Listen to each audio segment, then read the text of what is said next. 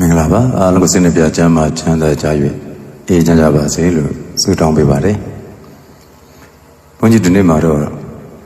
လောကဓာတ်ကြမ်းဆိုတဲ့ခေါင်းစဉ်နဲ့ဟောပါမယ်အဓိကတော့လောကဓာတ်တွေအကြောင်းပေါ့ဘဝတွေကလေးလာကြည့်လိုက်ရင်မြင့်တဲ့ဘဝဆိုတဲ့အပိုင်းကလူနည်းစုနှိမ့်တဲ့အပိုင်းကလူများစုဒါကြောင့်ဒုက္ခခံစားရတဲ့သူကအများစုဒုက္ခသားတွေပေါ့အစမပြေတော့ဘူးဆိုလို့ရှိရင်ဘဝတအားချမ်းသာတယ်မိသားစုတွေနဲ့အတူတကွမနေနိုင်ကြဘူးမိသားစုတွေကိုယ်အိမ်စီးပွားရေးအတွက်တကွဲတပြားစီနေကြရတယ်အဲ့ဒီလိုတကွဲတပြားစီနေတာမျိုးဘယ်သူမှမလိုလားဘူးမိသားစုတကွဲတပြားစီနေရတာစိတ်ခွန်အားကြဆင်းတယ်အားငယ်ကြတယ်အဲ့ဒီအားငယ်တဲ့ဘဝနဲ့ကိုမိသားစုကိုထားခဲ့ပြီးမိသားစုကိုပံ့ပိုးဖို့အလုပ်တွေလုပ်ကြတယ်အဲ့တော့ကိုပြည်ရင်းမှာပဲဖြစ်ဖြစ်ပြည်ပမှာပဲဖြစ်ဖြစ်ဒီလိုထွက်ပြီးတော့အလုပ်တွေလုပ်ကြရတဲ့အခါမှာစိတ်ဒဏ်ရာတွေအများကြီးရှိကြတယ်ကိုဘဝရည်မှန်းချက်အတွက်အဓိကအဖြစ်တော့လက်တလုံးအစင်မပြေမှုကိုဖြည့်ရှင်းဖို့အတွက်အခက်အခဲတွေအများကြီးကိုကြော်ဖြတ်ရတယ်အဲ့ဒီအခက်အခဲတွေကစိတ်ပိုင်းဆိုင်ရာရိုက်နှက်ချိုးဖက်ခံရတဲ့လောကဓာတ်တွေလည်းကြုံကြရတယ်အင်မတန်မှညှော်လင့်မထားဘူးသောအတွေ့အကြုံမျိုးတွေကိုကြုံရတဲ့သူတွေလည်းရှိတယ်ပြင်ပလောကဆိုတာကကိုယ့်အပေါ်မှာကိုယ်သားသမီးလိုသဘောထားတဲ့သူတွေနဲ့တွေ့တာမဟုတ်ဘူးဒါကြောင့်မလို့ထင်ထားတဲ့ပို့ပြီးကြမ်းတယ်ဒီတော့အဲ့ဒီလိုဘဝကြမ်းနေတဲ့ခြားထဲမှာမှမမျော်လင့်သောအတွေ့အကြုံတွေမမျော်လင့်သော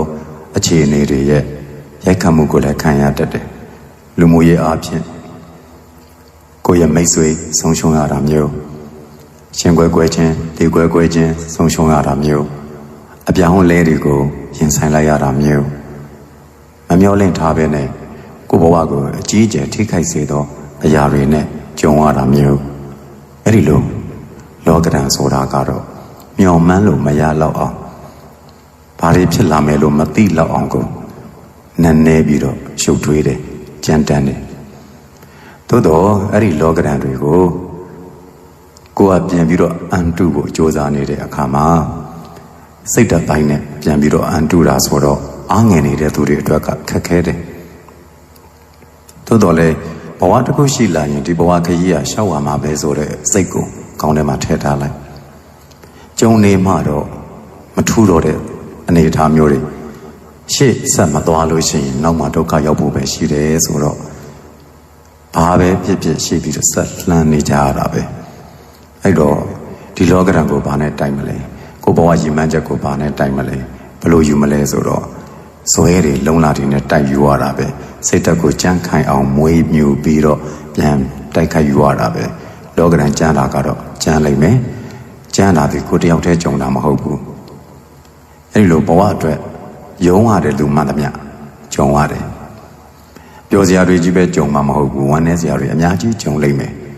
ဒါကိုကအစတည်းကစိတ်ခွန်အားစိတ်ထဲမှာချိုးတင်တွေးစိတ်ခွန်အားကိုမွေးအစိုးတွေကြုံတတ်တယ်အဲ့ဒီအစိုးတွေကိုလည်းကြော်ဖြတ်ပလိုက်မှာပဲဒါကိုဘဝအတွက်ပဲဘလောက်ပဲဆိုကိုအလျှော့မပေးလို့ရှိရင်တော့အဲ့ဒီအဆိုးတွေကိုဒီနေ့ကြော်ဖြတ်သွားနိုင်မှာပဲအစမပြေခြင်းတွေဒုက္ခရောက်ခြင်းတွေဆိုတာလူတိုင်းအခိုက်အတန့်တော့ကြုံတတ်ကြတယ်ဇွဲလျှော့လိုက်တဲ့သူတွေသာလျှင်အရှုံးပေးရတာဇွဲမလျှော့တဲ့သူတွေအတွက်ကတော့အခွင့်အရေးတစ်ခုမဟုတ်ရင်တစ်ခုပေါ်လာတတ်တာပဲအဲ့တော့အဓိကကတော့ရောက်တဲ့နေရာမှာအလုံးလုံးနေဖို့ပဲရောက်တဲ့နေရာမှာကိုယ်ရှိသမျှခွန်အားရှိသမျှအရေးချင်းနဲ့ဒီလောကဓာတ်ကိုပြန်ပြီးတော့တိုက်နေရဖို့ပဲဘုရားရှင်ကတော့ဒါတွေဟာဒုက္ခတရားတွေဘဝရှိလာပြီဆိုလို့ရှိရင်ဒုက္ခတွေကြုံရမှာပဲဖြစ်ခြင်းတွေပြတ်ခြင်းတွေရှင်ကွဲကွဲခြင်းတွေဒေကွဲကွဲခြင်းတွေအလုံးမပြေခြင်းတွေစတဲ့ဒုက္ခတရားတွေကြီးပဲတစ်ခုပြီးတစ်ခုကြုံရမှာအဲ့လိုကြုံရမှာဖြစ်တဲ့အတွက်ကြောင့်ဒါကိုဒါသည်သဘာဝတရားပဲလို့နှလုံးသွင်းလိုက်ပါပြီးရင်စိတ်ကတော့အမြဲတမ်းပတ်ဝန်းကျင်ကိုကြည့်ပြီးတော့ကြိုးစားနေတဲ့သူတွေစီကနေခွန်အားတွေယူပါ ပြီးရင်ကိုလည်းပဲဘယ်တော့မှစိတ်တက်ကြစေတဲ့အတွေ့အမျိုးကိုဝင်မလာအောင်သတိထားပါဘဝကိုတုံ့တိုက်တိုက်ကြားကြိုက်ကြိုက်ဘလို့အနေထားနဲ့ပဲမဆိုဆက်လျှောက်ရမှာပဲဘဝရှင်ဆင်းရဲရှိမှာပဲဆင်းရဲတွေအထူးဆန်းမဟုတ်ဘူးအဲ့ဒီဆင်းရဲကိုလူသားတိုင်းသည်အန်တုနိုင်အောင်လို့ကိုယ်စွမ်းဉာဏ်စွမ်းရှိသမျှတိုက်နေကြတာပဲလို့စဉ်းစားလိုက်အဲ့တော့ကိုယ်ဆက်တိုက်ဖို့ခွန်အားရှိသွားတယ်စိတ်တထိုင်ကြနေခြင်းအားဖြင့်လောကရန်ဆိုတာငကိုကလေးကိုနှိပ်စက်ဖို့စောင့်နေတာဆိုတော့ကိုကအစဉ်အသင့်အတိုက်ခံရတယ်လို့ဖြစ်သွားတယ်အဲ့တော့ကြိုးစားနေသောအားဖြင့်ဒီဆင်းရဲကိုကြော်ဖြတ်နိုင်သလားဆိုတော့လေတရားသဘောအရာပြောမယ်ဆိုအရာရာကဆင်းရဲတွေကြီးပဲဆိုတော့မကြိုးစားဘဲနဲ့နေတော့ပို့ပြီးတော့ကိုယ်ဘဝကနေမွန်းပြီးစိတ်ထိခိုက်စရာတွေပဲပိုများလာမှဖြစ်တဲ့အတွက်ကြောင့်ကိုကဖာထေးနိုင်တဲ့လောက်ဖာထေးရတာကြားကန်နိုင်တဲ့လောက်ကြားကန်ရတာ